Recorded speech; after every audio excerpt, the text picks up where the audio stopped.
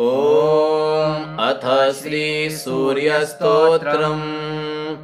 विकर्तनो विवस्वाश्च मार्तण्डो भास्करो रविः लोकप्रकाशकः श्रीमान् लोकचक्षुर्महेश्वरः लोकसाक्षी त्रिलोकेशः कर्ता हर्ता तमिस्रः तपनस्तापनश्चैव शुचिः सप्ताश्ववाहनः गभस्ति हस्तो ब्रह्मा च सर्वदेव नमस्कृतः एकविंशतिरित्येषा स्तव इष्टः सदा रवेः दारिद्र्यं चैव दौर्भाग्यं मारकस्त्विह दह्यते सूर्येति सुरराजेति मित्रेति सुमना स्मरन् पुमान् प्राप्नुयात् दुःखम् शाश्वतं सुखमश्नुते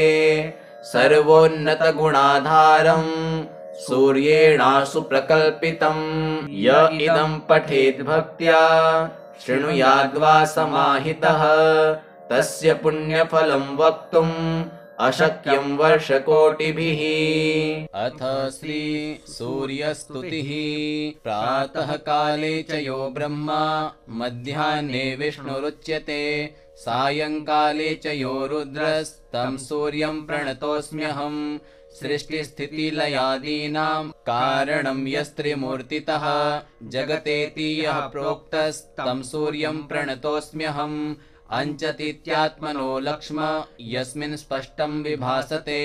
स्वयं प्रकाशरूपोऽयं तं सूर्यं प्रणतोऽस्म्यहम् प्रकाशं प्रकाशेन ज्ञानेनैवन्तरं च यः प्रकाशयति विश्वात्मा तं सूर्यं प्रणतोऽस्म्यहम् यं विनैवात्र चैतन्यं न कोऽपि लभते यतः सर्वचैतन्यरूपोऽयं तं सूर्यं प्रणतोऽस्म्यहम् क्रियाशक्तिस्ततोत्साहश्चोष्णता प्राणधारणम् यस्मात् तेजः प्रेरणा च तं सूर्यं प्रणतोऽस्म्यहम् यस्यैवोत्पन्ना दृष्टिर्वृष्टेरन्नं ततः सुखम् प्रत्यक्षं दृश्यते लोके तं सूर्यं प्रणतोऽस्म्यहम् सूर्यतेनेन विश्वं यत् सविता तेन कथ्यते सर्वसृष्टेः कारणं यस्तं सूर्यं प्रणतोऽस्म्यहम् सूर्याद्भवन्ति भूतानि सूर्येण पालितानि तु यस्मादुपनिषद्ब्रूते तं सूर्यं प्रणतोऽस्म्यहम् यत्प्रभाशान्तिदारात्रौ चन्द्रे तारागणेषु च निखिलं भाति यद्भासा तं सूर्यं प्रणतोऽस्म्यहम् आदित्योऽसौ यतो ब्रह्म श्रुतिभिर्गीयते मुहुः एकमेवाद्यं तस्मात् तं सूर्यं प्रणतोऽस्म्यहम् मृत्योर्मामृतं यस्तु तमसो ज्योतिरुत्तमम् मृत्योर्मामृतं यस्तु तमसो ज्योतिरुत्तमम् गमयत्यसतः सच्च तं सूर्यं प्रणतोऽस्म्यहम् य ओमिति स्वर्णेति स सूर्य इति कथ्यते स्वरूपं योदिष्ट एवं तं सूर्यं प्रणतोऽस्म्यहम् रज्जुसर्पस्य रज्जुः सत्यरूपं यथा तथा विश्वस्य सत्यरूपो यस्तं सूर्यं प्रणतोऽस्म्यहम् यथास्मिन् द्विचन्द्रत्वं तथैवाज्ञानयोगतः यस्मिन् जीवेश्वराभूतः तं सूर्यं प्रणतोऽस्म्यहम् यथैव व्योग्नि नीलत्वं यथा नीरं मरुस्थले यस्मिन् माया तथा मिथ्या तं सूर्यं प्रणतोऽस्म्यहम् प्रद्योतनाच्च खद्योतो लोकबन्धुस्त्रयीतनुः अन्यनामधर्ता यस्तं सूर्यं प्रणतोऽस्म्यहम् मित्राय रवये तुभ्यं सूर्ययामित तेजसे नमो भ्राजिष्णवे तुभ्यं भानवे विश्वहेतवे खगाय पूषणे भर्गाय स्वर्णभर्गाय ते नमः नमो मरीचये तुभ्यं आदित्यैते नमो नमः दिवाकराय चार्काय सवित्रे भास्कराय च नमो ज्योतिः स्वरूपाय नमो वैजातवेदसे सहस्रार्समये तुभ्यं घृणिरेत्य नमो नमः हिरण्मयाय दिव्याय नमो वै विश्वचक्षुषे मार्तण्डाय नमस्तुभ्यं नमो द्युमग्नयीनिशं चैतन्याय नमस्तुभ्यं विश्वप्राणाय ते नमः नमस्ते ब्रह्मरूपाय नमस्ते कर्मसाक्षिणे नमो ज्ञानविनाशाय नमो ज्ञानप्रदाय च पाहि मे पुरतो नित्यं पृष्ठतोऽधस्तथोर्ध्वतः वामत्सयतश्चैव सर्वतः पाहि मे सदा अहं त्वं च त्वमेवाहं ब्राह्मणश्चैकरूपतः वायुयोरन्तरं नास्ति च्वांसच्चित्सुखमित्रौ आरोग्यमैश्वर्यपारविद्या सद्बुद्धिमेवं च सततं सुसङ्गं भक्तिं च भुक्तिं च विमुक्तभावं प्राप्नोति सूर्यस्तुतिपठतश्च विकर्तनो विवस्वाश्च मार्तण्डो भास्करो रविः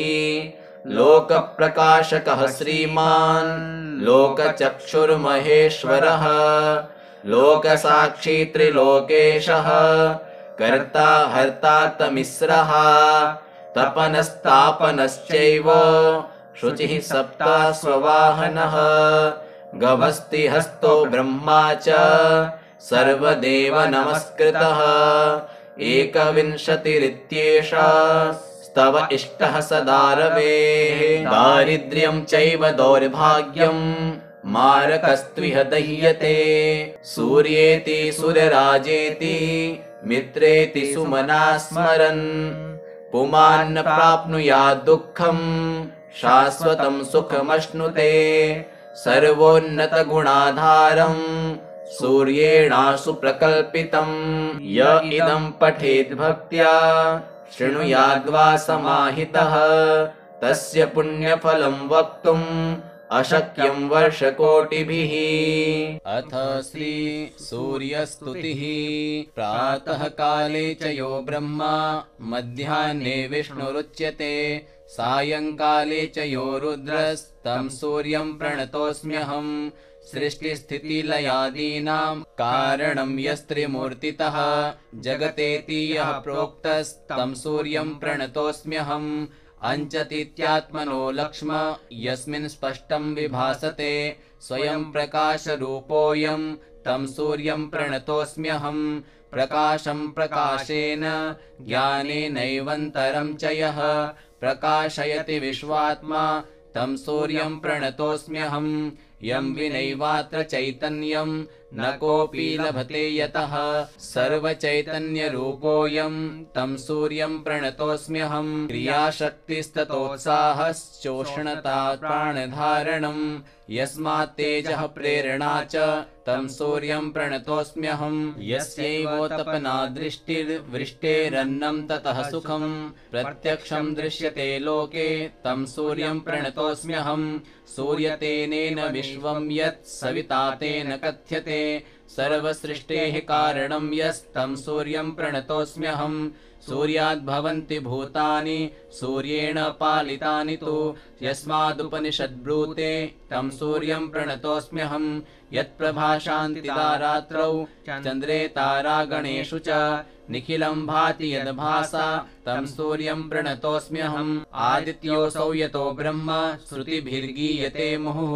एकमेवाद्यं तस्मात् तं सूर्यं प्रणतोऽस्म्यहम् मृत्योर्मामृतं यस्तु तमसो ज्योतिरुत्तमम् मृत्योर्मामृतं यस्तु तमसो ज्योतिरुत्तमं गमयत्यसतः सच्च तं सूर्यं प्रणतोऽस्म्यहं य ओमिति स्वर्णेति स सूर्य इति कथ्यते स्वरूपं योदिष्ट एवं तं सूर्यं प्रणतोऽस्म्यहं रज्जुसर्पस्य रज्जुः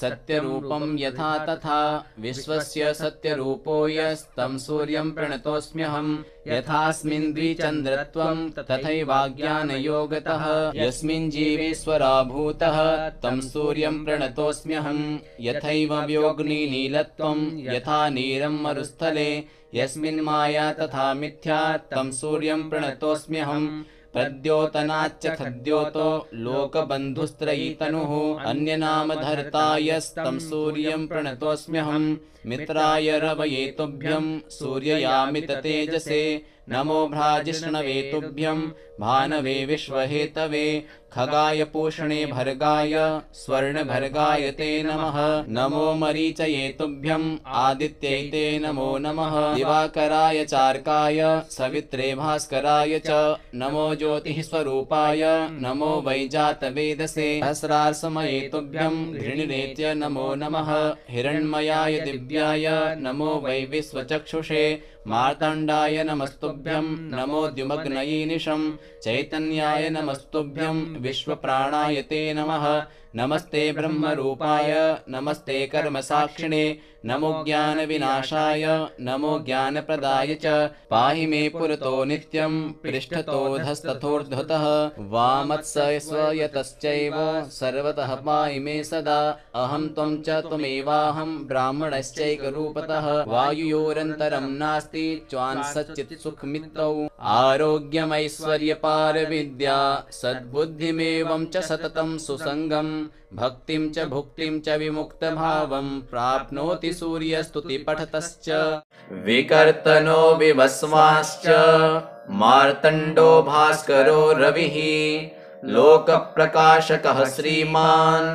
लोकचक्षुर्महेश्वरः लोकसाक्षी त्रिलोकेशः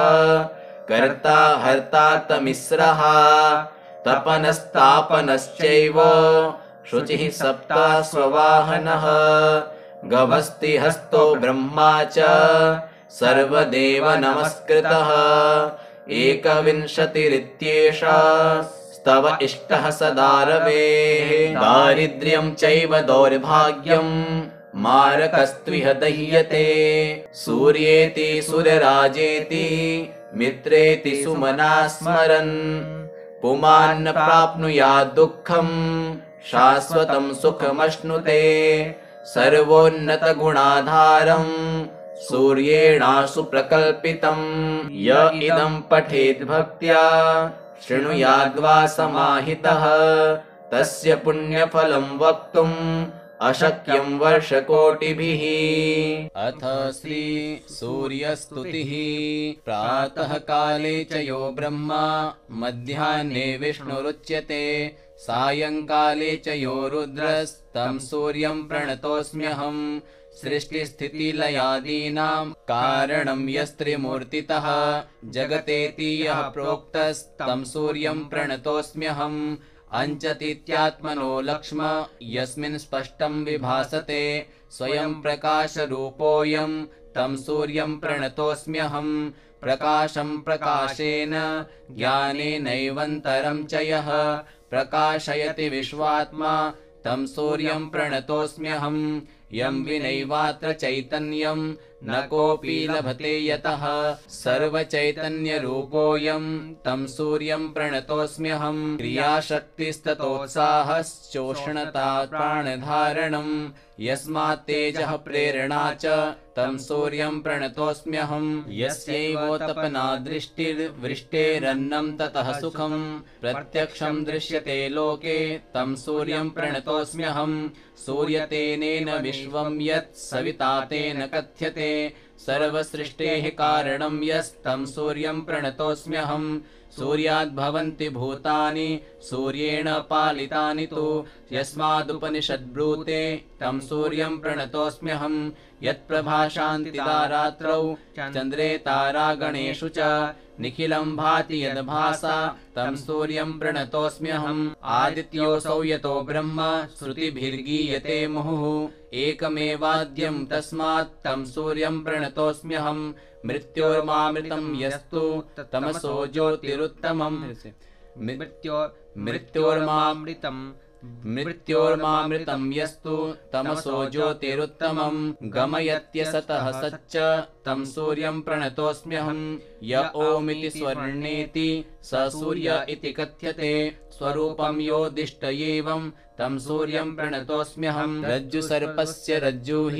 सत्यरूपं यथा तथा विश्वस्य सत्यरूपो यस्तं सूर्यं प्रणतोऽस्म्यहम् यथास्मिन् द्विचन्द्रत्वं तथैवाज्ञानयोगतः यस्मिन् जीवेश्वराभूतः तं सूर्यं प्रणतोऽस्म्यहम् यथैव व्योग्निनीलत्वं यथा नीरं मरुस्थले यस्मिन् माया तथा मिथ्या तं सूर्यं प्रणतोऽस्म्यहम् प्रद्योतनाच्च खद्योतो लोकबन्धुस्त्रयीतनुः अन्यनामधर्ता यस्तं सूर्यं प्रणतोऽस्म्यहम् मित्राय रवये तुभ्यं सूर्ययामित तेजसे नमो भ्राजिष्णवे तुभ्यं भानवे विश्वहेतवे खगाय पूषणे भर्गाय स्वर्णभर्गाय ते नमः नमो मरीचये तुभ्यं आदित्यैते नमो नमः दिवाकराय चार्काय सवित्रे भास्कराय च नमो ज्योतिः स्वरूपाय नमो वैजातवेदसे सहस्रार्समये तुभ्यं घृणिरेत्य नमो नमः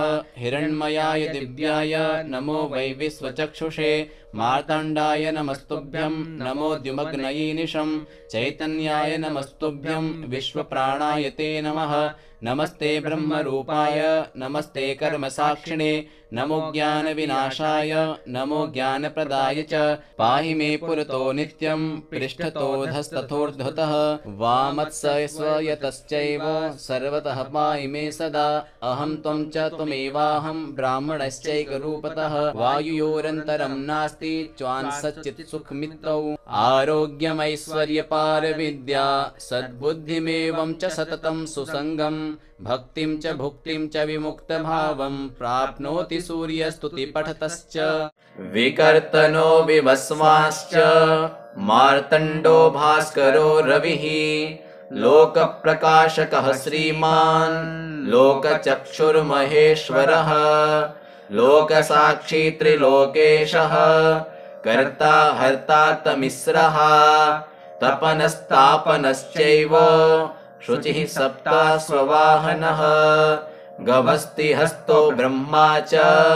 सर्वदेव नमस्कृतः एकविंशतिरित्येषा स्तव इष्टः सदा रवेः दारिद्र्यं चैव दौर्भाग्यं मारकस्त्विह दह्यते सूर्येति सुरराजेति मित्रेति सुमना स्मरन् पुमान्न प्राप्नुयात् दुःखम् शाश्वतं सुखमश्नुते सर्वोन्नतगुणाधारं सूर्येणाशु प्रकल्पितं य इदं पठेत् भक्त्या शृणुयाद्वा समाहितः तस्य पुण्यफलं वक्तुम् अशक्यं वर्षकोटिभिः अथ श्री सूर्यस्तुतिः प्रातः काले च यो ब्रह्मा मध्याह्ने विष्णुरुच्यते सायंकाले च यो रुद्रस्तं सूर्यं प्रणतोऽस्म्यहम् सृष्टिस्थितिलयादीनां कारणं यस्त्रिमूर्तितः जगतेति यः प्रोक्तस्तं सूर्यं प्रणतोऽस्म्यहम् अंचतीत्यात्मनो लक्ष्म यस्मिन् स्पष्टं विभासते स्वयं प्रकाशरूपोऽयं तं सूर्यं प्रणतोऽस्म्यहम् प्रकाशं प्रकाशेन ज्ञानेनैवन्तरं च यः प्रकाशयति विश्वात्मा तं सूर्यं प्रणतोऽस्म्यहम् यं विनैवात्र चैतन्यं न कोऽपि लभते यतः सर्वचैतन्यरूपोऽयं तं सूर्यं प्रणतोऽस्म्यहम् क्रियाशक्तिस्ततोत्साहश्चोष्णता प्राणधारणम् यस्मात् तेजः प्रेरणा च तं सूर्यं प्रणतोऽस्म्यहम् यस्यैवोत्पन्ना दृष्टिर्वृष्टेरन्नं ततः सुखम् प्रत्यक्षं दृश्यते लोके तं सूर्यं प्रणतोऽस्म्यहम् सूर्यतेनेन विश्वं यत् सविता तेन कथ्यते सर्वसृष्टेः कारणं यस्तं सूर्यं प्रणतोऽस्म्यहम् सूर्याद्भवन्ति भूतानि सूर्येण पालितानि तु यस्मादुपनिषद्ब्रूते तं सूर्यं प्रणतोऽस्म्यहम् यत्प्रभाशान्तिदा रात्रौ चन्द्रे तारागणेषु च निखिलं भाति यद्भासा तं सूर्यं प्रणतोऽस्म्यहम् आदित्योऽसौ यतो ब्रह्म श्रुतिभिर्गीयते मुहुः एकमेवाद्यं तस्मात् तं सूर्यं प्रणतोऽस्म्यहम् मृत्योर्मामृतं यस्तु तमसो ज्योतिरुत्तमम् मृत्योर्मामृतं मृत्योर्मामृतं यस्तु तमसो ज्योतिरुत्तमं गमयत्यसतः सच्च तं सूर्यं प्रणतोऽस्म्यहं य ओमिति स्वर्णेति स सूर्य इति कथ्यते स्वरूपं योदिष्ट एवं तं सूर्यं प्रणतोऽस्म्यहं रज्जुसर्पस्य रज्जुः सत्यरूपं यथा तथा विश्वस्य सत्यरूपो यस्तं सूर्यं प्रणतोऽस्म्यहं यथास्मिन् द्विचन्द्रत्वं तथैवाज्ञानयोगतः यस्मिन् जीवेश्वराभूतः तं सूर्यं प्रणतोऽस्म्यहं यथैव व्योग्नि नीलत्वं यथा नीरं मरुस्थले यस्मिन् माया तथा मिथ्या तं सूर्यं प्रणतोऽस्म्यहं प्रद्योतनाच्च खद्योतो लोकबन्धुस्त्रयीतनुः अन्यनामधर्ता यस्तं सूर्यं प्रणतोऽस्म्यहं मित्राय रवये तुभ्यं सूर्ययामित तेजसे नमो भ्राजिष्णवे तुभ्यं भानवे विश्वहेतवे खगाय पूषणे भर्गाय स्वर्णभर्गाय ते नमः नमो मरीचये तुभ्यं आदित्यैते नमो नमः दिवाकराय चार्काय सवित्रे भास्कराय च नमो ज्योतिः स्वरूपाय नमो वैजातवेदसे सहस्रार्समये तुभ्यं घृणिरेत्य नमो नमः हिरण्मयाय दिव्याय नमो वै विश्वचक्षुषे मार्तण्डाय नमस्तुभ्यं नमो द्युमग्नयीनिशं चैतन्याय नमस्तुभ्यं विश्वप्राणाय ते नमः नमस्ते ब्रह्मरूपाय नमस्ते कर्मसाक्षिणे नमो ज्ञानविनाशाय नमो ज्ञानप्रदाय च पाहि मे पुरतो नित्यं पृष्ठतोऽधस्तथोर्ध्वतः वामत्सयतश्चैव सर्वतः पाहि मे सदा अहं त्वं च त्वमेवाहं ब्राह्मणश्चैकरूपतः वायुयोरन्तरं नास्ति च्वान्सच्चित्सुखमित्रौ आरोग्यमैश्वर्यपारविद्या सद्बुद्धिमेवं च सततं सुसङ्गम् भक्तिं च भुक्तिं च विमुक्तभावं प्राप्नोति सूर्यस्तुतिपठतश्च।